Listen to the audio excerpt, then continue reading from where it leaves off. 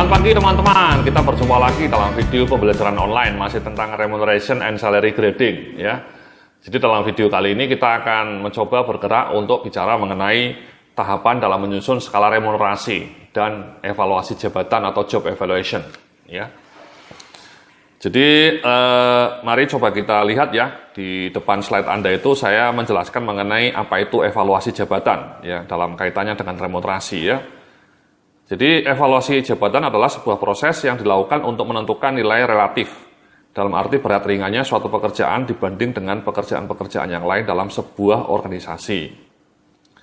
Hasil evaluasi jabatan digunakan untuk memberikan bobot atau nilai suatu pekerjaan dan kemudian menentukan berapa besarnya gaji yang layak diberikan untuk pekerjaan tersebut. Ya. Jadi evaluasi jabatan itu intinya mencoba menakar harga pekerjaan, Mas. Ya, menakar.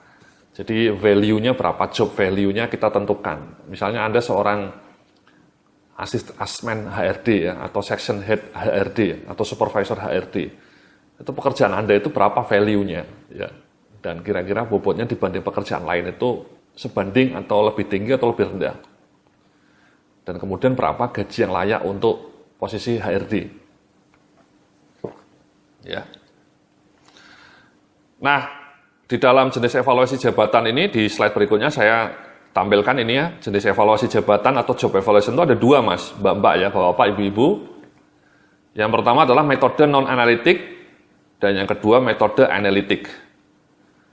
Ya, jadi dua-duanya nanti coba akan kita bahas. Ya. Mari coba kita lihat di slide berikutnya ya, jenis evaluasi jabatan metode non-analitis.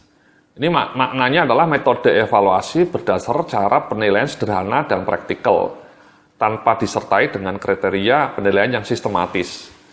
Jadi non-analitis ini ya, ini aja Mas ya, simple aja ya. Mungkin banyak perusahaan-perusahaan kelas skala menengah ke bawah pakai pendekatan seperti ini Mas ya. Hanya non-analitis ya.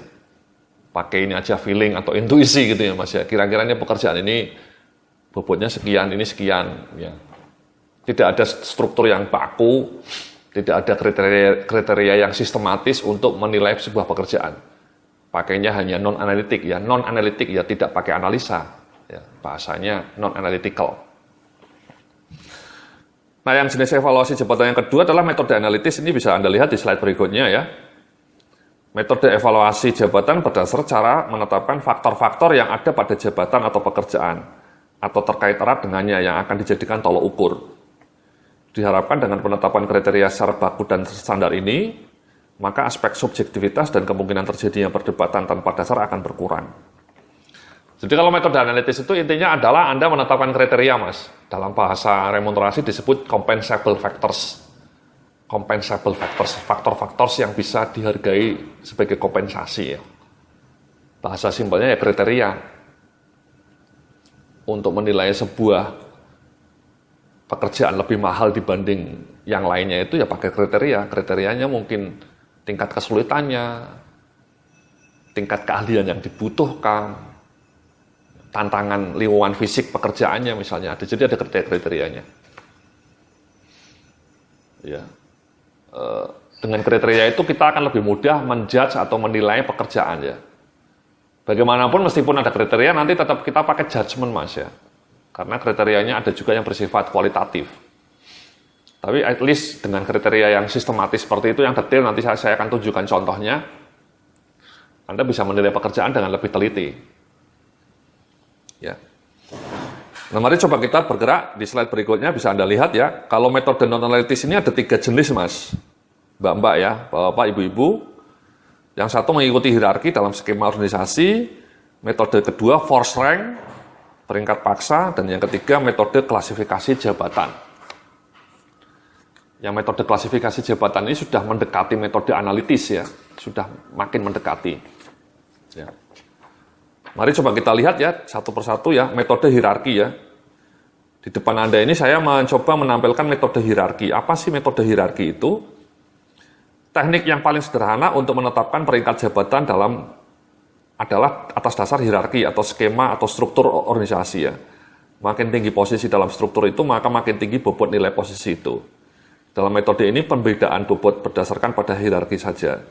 Jadi misalkan untuk posisi manajer, maka semua dianggap sama bobotnya, tanpa melihat apakah dia manajer niaga, manajer marketing, manajer operasi, atau manajer SDM.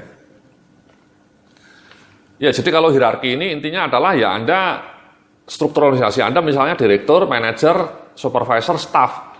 Ya sudah, skala gajinya hanya ada 4 itu, Mas. Gaji untuk semua staff sama, gaji untuk semua supervisor sama, gaji semua manajer sama, gaji semua direktur sama. Titik. Simple. Ya.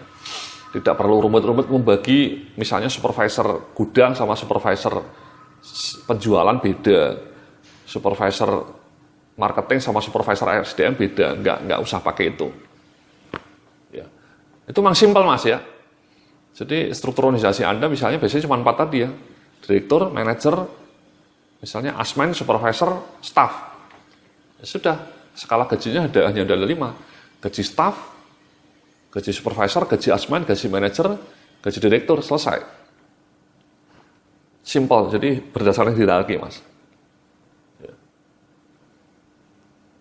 Itu metode yang banyak dipakai di banyak perusahaan ya, terutama perusahaan-perusahaan kecil gitu ya, small, medium. Nah yang kedua nih Mas, metode force rank ya. Metode ini setiap posisi dalam organisasi didaftar secara acak, yang artinya tidak menunjukkan urutan hierarki atau tinggi rendahnya jabatan berdasarkan struktur organisasi yang sekarang. Kemudian daftar posisi itu didiskusikan dan disusun dalam kelas golongan jabatan yang akan membentuk struktur kelas jabatan atau job grade structure. Jadi force rank itu pertama-tama Anda mencoba bikin ranking Mas ya, misalnya 1 sampai 10. Nah misalnya ranking 1 direktur utama gitu ya, sama yang ranking kedua direktur apa saja. Yang ranking ketiga misalnya manajer produksi sama manajer marketing karena dianggap berat. Yang ranking keempat mungkin manajer SDM sama manajer keuangan karena hanya supporting. Ya. Yang ranking 5 misalnya asmen marketing, asmen produksi gitu ya. Yang ranking 6 misalnya asmen HRD, asmen gudang, asmen procurement gitu ya. Jadi dipaksa, jadi Anda membuat ranking, ada 10 ranking misalnya, 10 kelas jabatan, kemudian Anda memasukkan jabatan-jabatan yang ada di perusahaan Anda itu ke dalam ranking itu. Siapa yang masuk ranking 2 atau peringkat 2, siapa yang masuk peringkat 3. Nah di sini Anda melihat bahwa tidak semua manajer masuk misalnya peringkat 3 semua sama peringkatnya 3, tidak. Anda di sini mencoba juga melihat tingkat kesulitan di manajernya ya. Kalau manajer marketing sama produksi biasanya di banyak perusahaan itu dianggap tinggi, sehingga mungkin kelasnya 3. Tapi kalau manajer supporting ya, manajer tadi gudang, manajer HRD, manajer GE, itu masuknya kelas 4. Sama di posisi supervisor produksi, supervisor penjualan, mungkin dianggap kelasnya bagus, kelas 5 lah. Tapi kalau supervisor procurement, supervisor accounting, supervisor keuangan, mungkin kelasnya lebih bawah. Jadi itu di force istilahnya ya. Jadi semua jabatan dimasukkan ke dalam 10 peringkat tadi. Anda bisa bikinnya 10, bisa 7, bisa 8 ya tergantung keinginan Anda ya, tergantung kebijakan atau kemauan owner Anda atau kemauan pihak HRD Anda ya. Jadi supaya tidak terlalu banyak ya mungkin kelas jabatannya cukup 8 ya, sampai 10 lah. Nah kemudian dimasukkan aja tanpa melihat elemennya mungkin memperhatikan tingkat kesulitan, tapi tidak secara sistematis ya. Kita hanya lihat langsung di lapangan kira-kira yang berat siapa, dimasukkan, ya, di force. Jadi kurang lebih seperti itu Mas, force rank itu. Ya.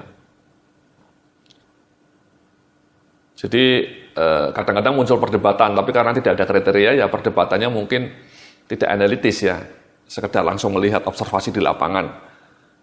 Atau mungkin berdasarkan pengalaman perusahaan lain ya, yang namanya misalnya manajer produksi sama marketing itu biasanya kelasnya lebih tinggi dibanding manajer HRD atau manajer pengadaan barang atau manajer keuangan misalnya.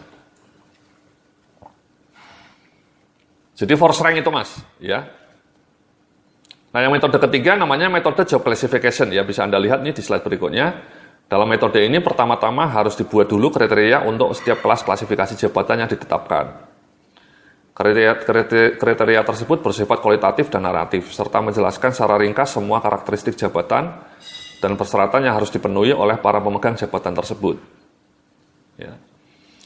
Kemudian di halaman berikutnya bisa Anda lihat ya, Atas dasar kriteria tertulis tersebut, kelompok kerja atau tim penilai akan menilai semua jabatan yang terdaftar dan memasukkannya ke dalam kelas yang dianggap pas untuknya. Jadi ini sebenarnya mirip dengan force rank ya, tapi tadi ya setiap peringkatnya itu coba dikasih klasifikasi kriteria mas. Kalau tadi kan force rank itu hanya ada peringkat 1 sampai 10 titik. Setelah itu dengan diskusi bebas dimasukkan ya. Mana yang masuk kelas 2, mana yang masuk kelas 3, mana yang masuk kelas 4 dan seterusnya. Tidak ada kriteria. Nah, kalau job classification ini mirip dengan force rank ya. Anda membuat satu kelas ya. Mungkin ada 5 atau 4 kelas atau 7 kelas bahkan. Nah, masing-masing kelasnya itu dikasih kriteria. Jadi kriterianya mungkin lebih sistematis ya, lebih detail. Nah, ini saya mau ngasih contoh kriterianya misalnya ya, bisa Anda baca di halaman berikutnya ya, contoh kriteria.